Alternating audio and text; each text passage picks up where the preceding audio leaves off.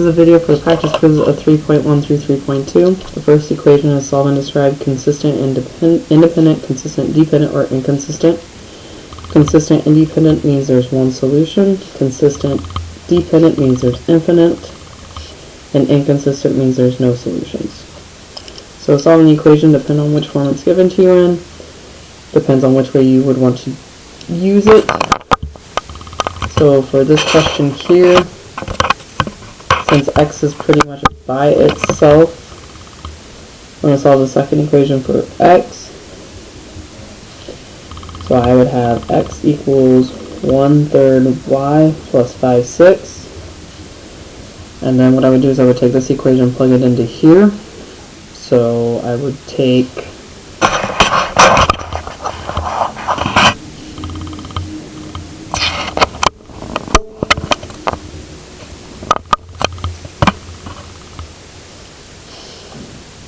3 times 1/3 y plus 5/6 minus y equals 5. 3 times 1/3 is y. 3 times 5/6 is 15/6 minus y equals 5. So when I solve this out, y and y cancel out. 15/6 does not equal 5, so this is no solution, which means it is inconsistent.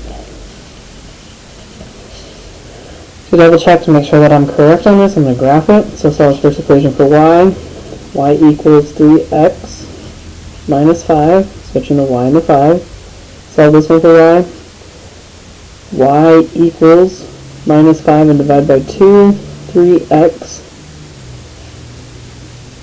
minus 5 halves. Since both of these equations have the same slope, that's why I also know it's a no solution inconsistent. The next problem has to do by substitution. So solving this next problem with substitution, I'm going to solve this equation here for x.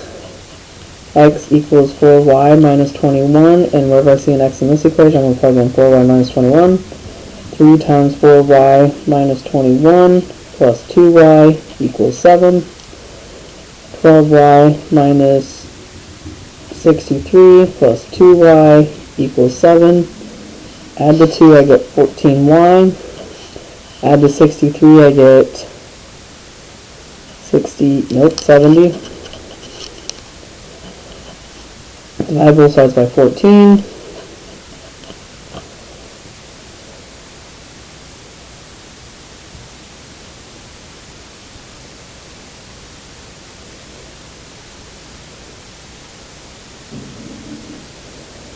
Y equals 5. Plug that back in. So I'm going to plug into this original equation. X minus 4 times 5 equals negative 21. X minus 20 equals negative 21. Add 20. X equals negative 1. So I have a single point of negative 1 comma 5. It's a single answer, so that answer would be consistent independent. Solve these equations by elimination. Eliminations, we're going to cancel out a variable. So with those, this first one here, I'm going to cancel out the y's, multiply the top by 2. So I'd have 4x plus 2y plus 4, equals 4.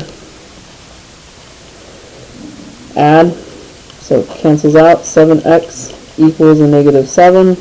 X equals negative 1. Plug back in. 2 times negative 1 plus y equals 2. Negative 2 plus y equals 2. Add the 2 over. Y equals 4. So my point is negative 1 comma 4. Consistent, independent. That's my solution. That's describing it.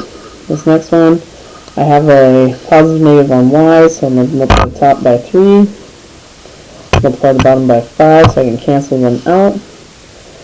9x minus 15y equals 32.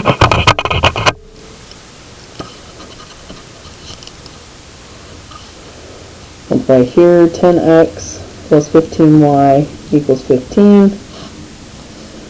19x equals 57. Divide by 19. X equals 3. Plug it back into one of the equations. I'm going to put the second one. 2 times 3 plus 3y equals 3. 6 plus 3y equals 3. Minus 6 on both sides. 3y equals negative 3. Y equals negative 1. Single answer. So I get 3 comma negative 1. This is consistent independent. Solving by graphing. When you solve by graphing, you have to graph the two equations. You also must say what is the point of intersection, what is your solution, and then describe it. So solve the top one for y. Y equals negative 3x minus 4. Solve the bottom one for y. Negative 2y minus x equals negative x minus 6 divided by negative 2. Y equals 1/2 x plus 3. So I'm going to graph this equation, two different colors. I'll graph in green and blue. So negative 4. 1, 2, 3, 4. Slope of negative 3, so negative 3, 1. Negative 3, 1.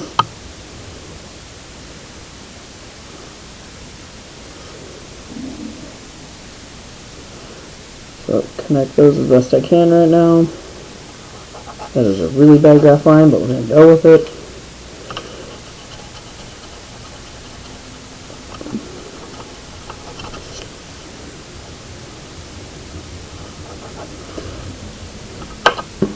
So the equation I'm graphing in green. So plus 3, up 1 over 2, up 1 over 2, down 1 over 2. There's my intersection.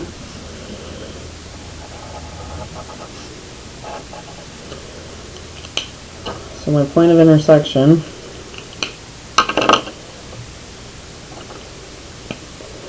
is right here, and that point is negative 2 comma 2. Describe it. That's consistent independent. So when you graph, you need to make sure that you write out your point, which is your point of intersection. That's your solution. This is describing it. Okay. Next set of equations, I'm just going to do one set of these to graph. You need to pay attention to what an x line and a y line equals like. Remember, y lines are horizontal, x lines are vertical. So I'm just going to do this first one here. So when you graph it,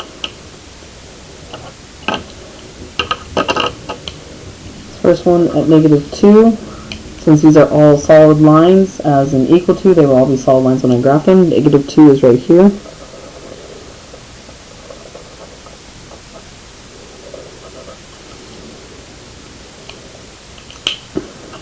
The second equation I'll do in green, solve it. Y is less than or equal to negative x plus 7. So I have positive 7, 10, 9, 8, 7.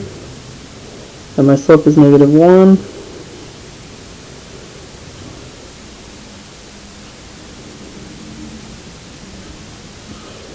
Solid line. Make sure you graph everything. Once again, like I said, it's a solid line. I'll talk about shading here in a second. Last but not least, this equation here, plus 1. Up 2 over 1. Up 2 over 1. You need to graph the whole page.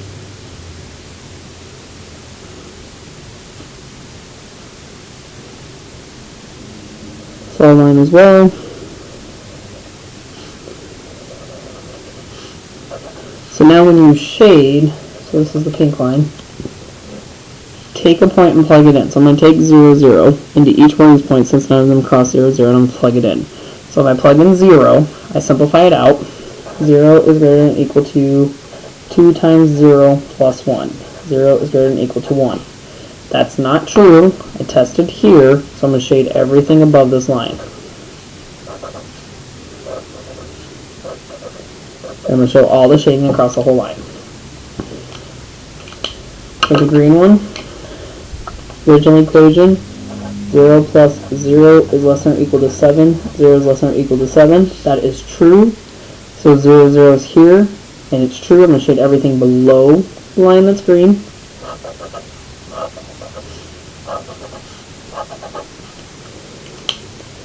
And then for the blue one, plugging it into that, 0 is going to equal to negative 2. That's true. So that means 0, 0 is here. Everything to the right of this line is true. And what you can see is there was a triangle formed. I'm going to highlight it here in pink because all these areas of shading go across this triangle. So my triangle is actually my answer, which means I'm making every line pink now. That's my fusible region. And then your vertices, to explain your vertices, you got to tell me where the intersections are. So this is at 2, 2, 4, 5. So this intersection is at 2, 5.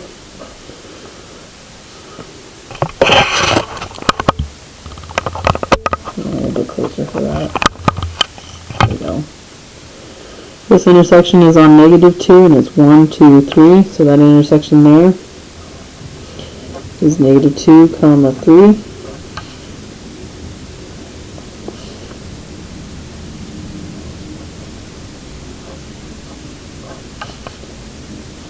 And then this one up here is going to be negative 2 as well.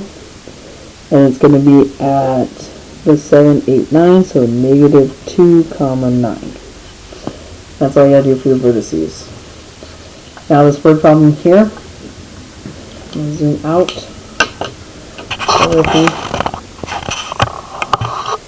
For that, so what you're going to do is just write the equations. So S is going to represent the hours forming simple bases, E is going to represent the hours of elaborate bases, right? System inequalities allow it to be true, and then write a profit equation. So this is your profit.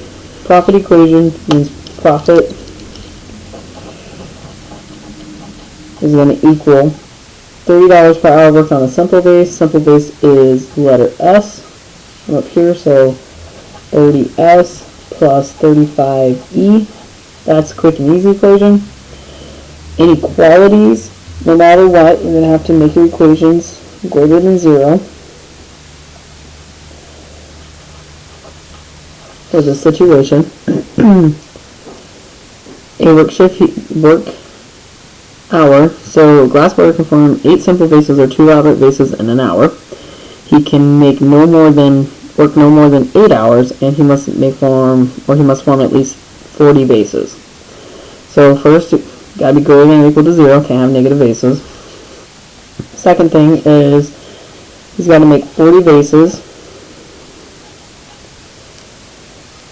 and then he also has to work 8 hours. He can't go over the 8 hours. So each hour he has to choose a base. So each hour he has to choose if he's going to make simple or elaborate bases. And then here he's got to make, each time he chooses, he'll make either 8 simple bases or he'll make 2 elaborate bases. If I put numbers into these equations, if I pick 1 hour of S, that satisfies 1 hour is less than or equal to 8. And then 1 times 8 equals 8, so he'll make the less than 40 bases. That's your first practice quiz.